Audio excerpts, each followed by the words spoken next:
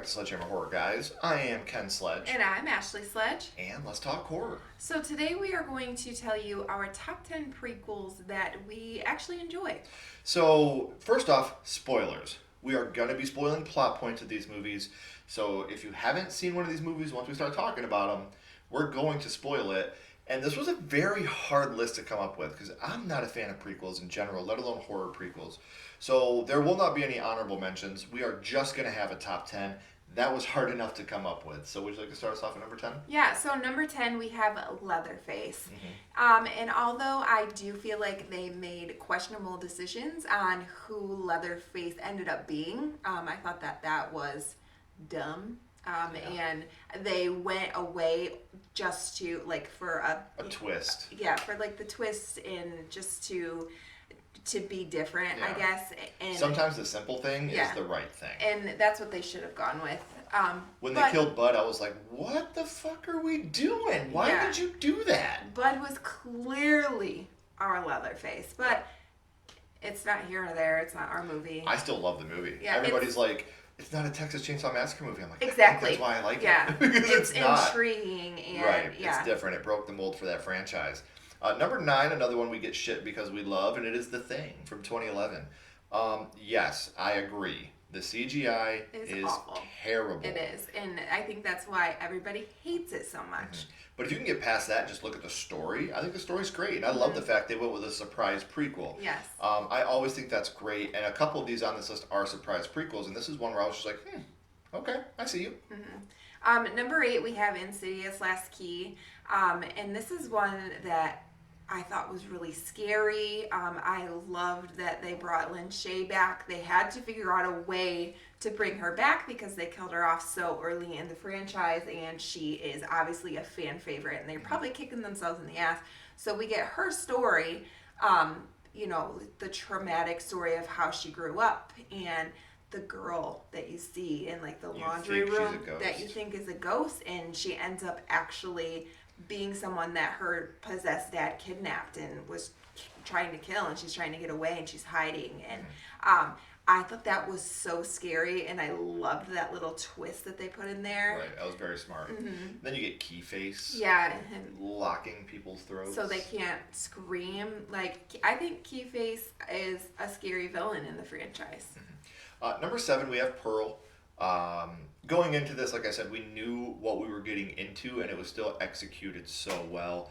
I love watching Mia Goth get crazy and kill people. I think that's always great.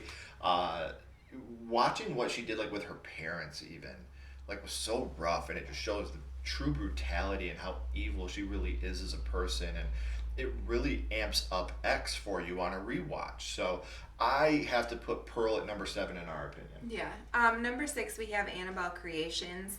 And honestly, this might be my favorite Annabelle.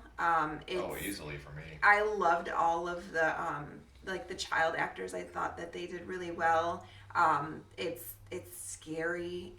There's a jump scene in there where Annabelle's at the window. That scene. And it makes you poop your pants. And all these girls that are trying to go to this Christian family, to try to get help, and they're housing them there, and all the scary things that are happening, and the girls that are getting possessed, the people that are dying. And you have the little girl that is in the wheelchair, and I feel like not being able to walk, that intensifies the fear because she can't just run away like the other kids.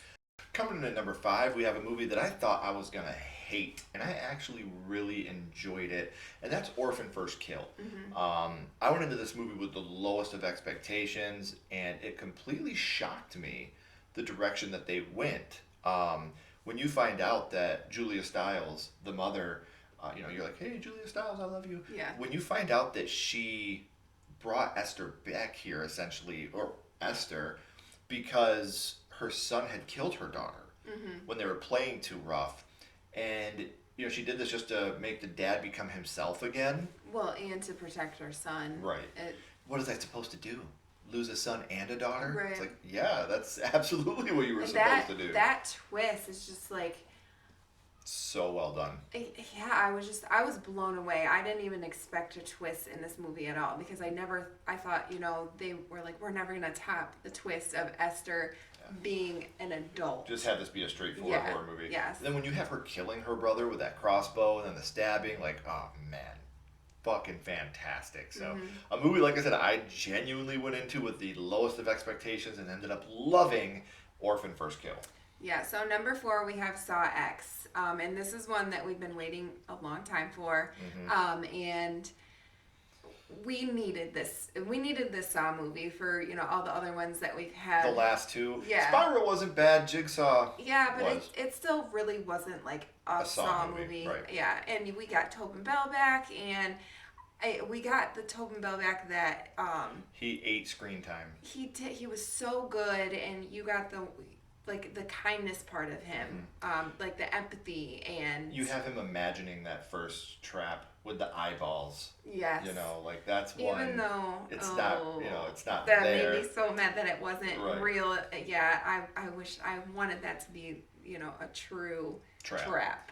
And one of my favorite parts of the movie too is when he finally realizes that he's been duped. There was no surgery. Yeah. He's not being fixed. It was all fake. Like that moment, you're just like, what the fuck is happening? He calls Amanda, you gotta get here.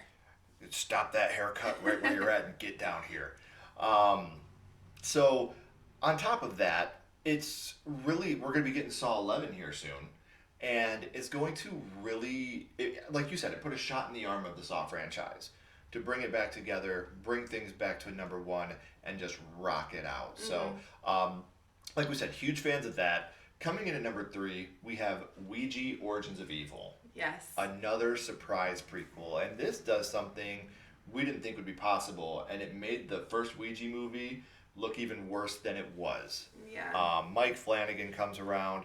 You have the moments when you have Lulu Wilson looking through the thing for the, what's that called? The thing for the Ouija board. Yeah.